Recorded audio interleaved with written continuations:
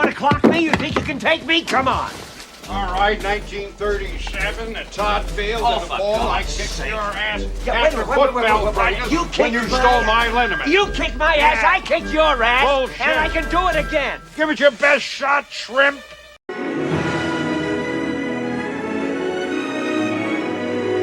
Grumpy Old Men is a 1993 comedy film directed by Donald Petrie that would receive favorable reviews and become a surprise box office hit. In Wabasha, Minnesota, two retirees and widowers, former high school history teacher John Gustafson, played by Jack Lemmon, and former television repairman Max Goldman, played by Walter Matthau, have been bickering friends since childhood. Living alone, they spend their time ice fishing, trading barbs and insults, and playing practical jokes on each other. Caught my limit. I see you only snagged one, huh? 2 fish are on there, you bonehead, and you know damn well I throw back what I'm not gonna eat. Oh, yeah, like that 40-pound muskie you're always yakking about. It's a shame that nobody ever sees you with these monsters. Max spends time with his son Jacob, played by Kevin Pollak, who is a candidate for mayor. Wait a minute. Give me a minute, will you? I'll be with you in a second. I just have to do something here. It's very important. $6.4 million. That's our estimated jackpot tonight. You could be our next millionaire. Our first number is a...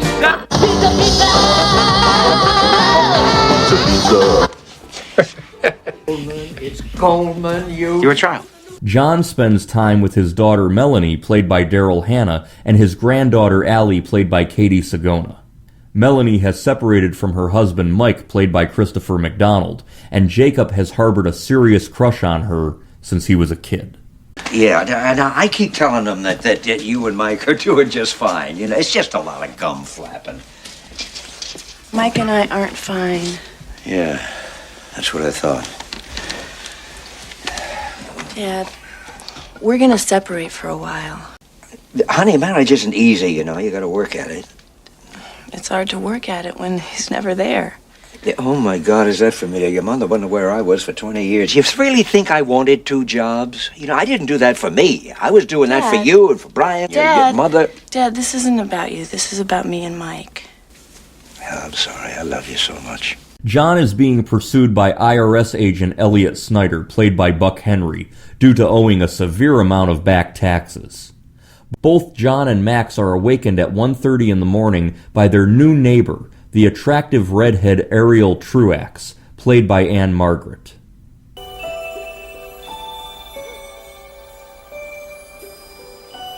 Holy moly.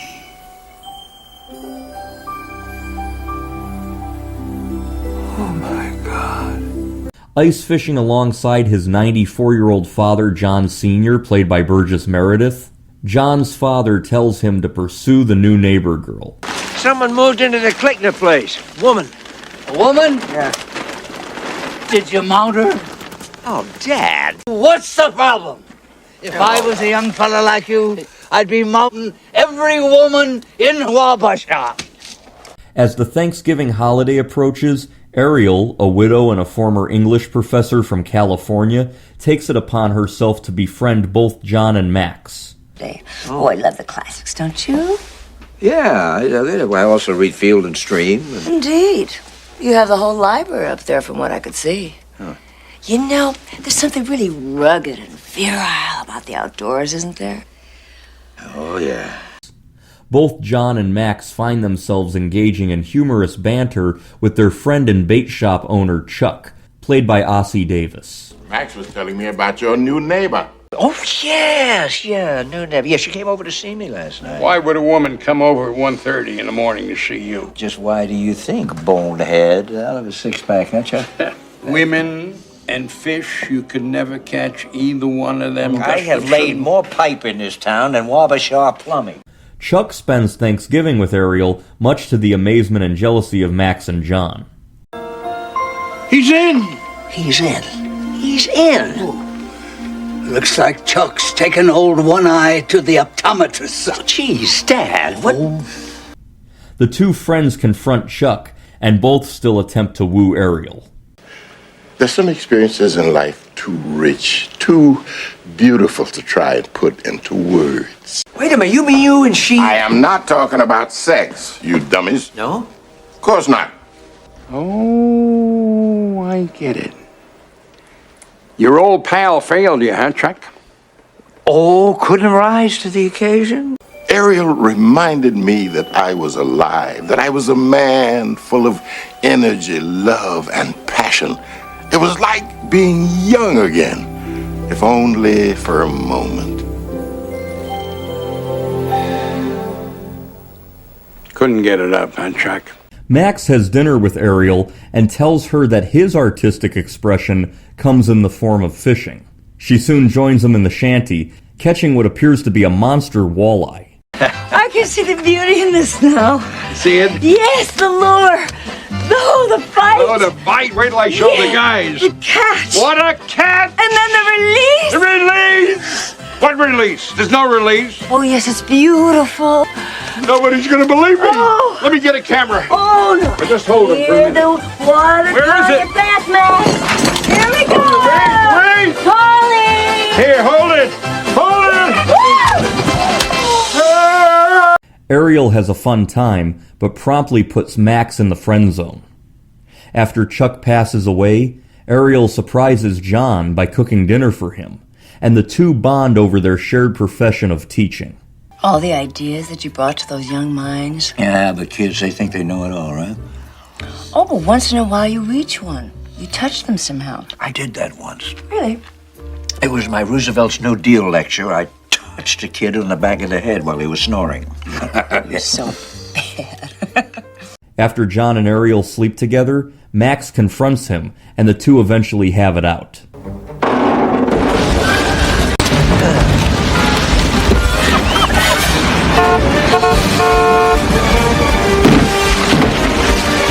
Holy shit, Max! Stop the car, you idiot! Look out, Goldman's gone nuts! Dirty little bastard. As the Christmas holidays fast approach, these two grumpy old men do their best to find happiness. It was the greatest sex I ever had in my life. All right, are you happy? You She's did oh it, shit! Rich. Shit! Hey, drop that fish!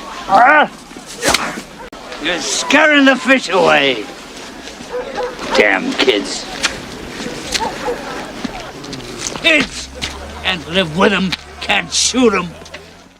This movie was written around 1989 or so by Mark Steven Johnson, who was a young guy in his 20s working as a secretary at Orion Pictures. Producers John Davis and Richard Berman pitched the script to Warner Brothers executive Bill Gerber.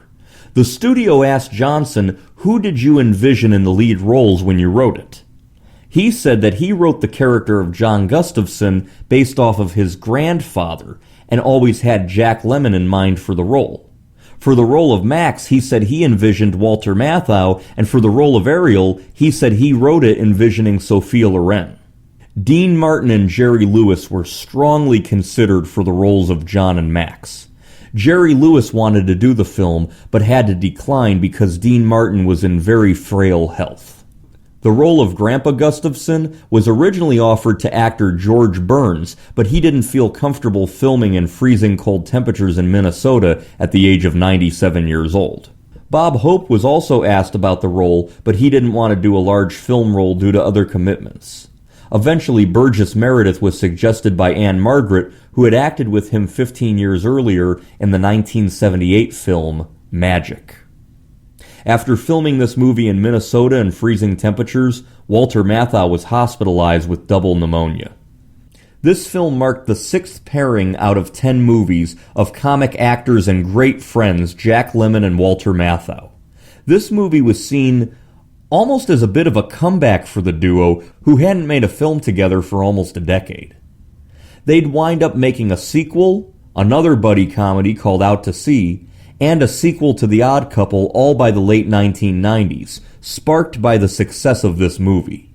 This movie was originally supposed to be released in February 1994. However, Warner Brothers had had such a successful year at the box office in 1993 that they wanted to maximize their profits. so they bumped up this movie to Christmas Day 1993. Although Christmas 1993 was a busy movie season, this movie managed to outgross 3 sequels to popular movies all released in December 1993, including Wayne's World 2, Sister Act 2 Back in the Habit, and Beethoven's Second. This surprised the movie industry because it was predicted at the time that all of those films would perform better than Grumpy Old Men. Jack Lemmon and Walter Matthau did not think that this movie would be anything big and were surprised when it became a huge box office success, making $70 million on a budget of $35 million.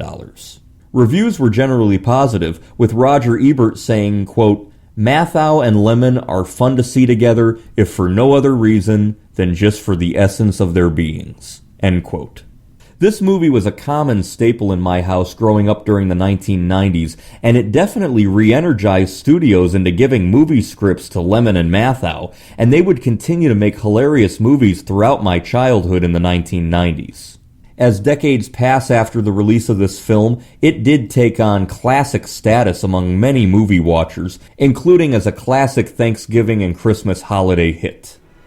I highly recommend the 1993 hit film, Grumpy Old Men.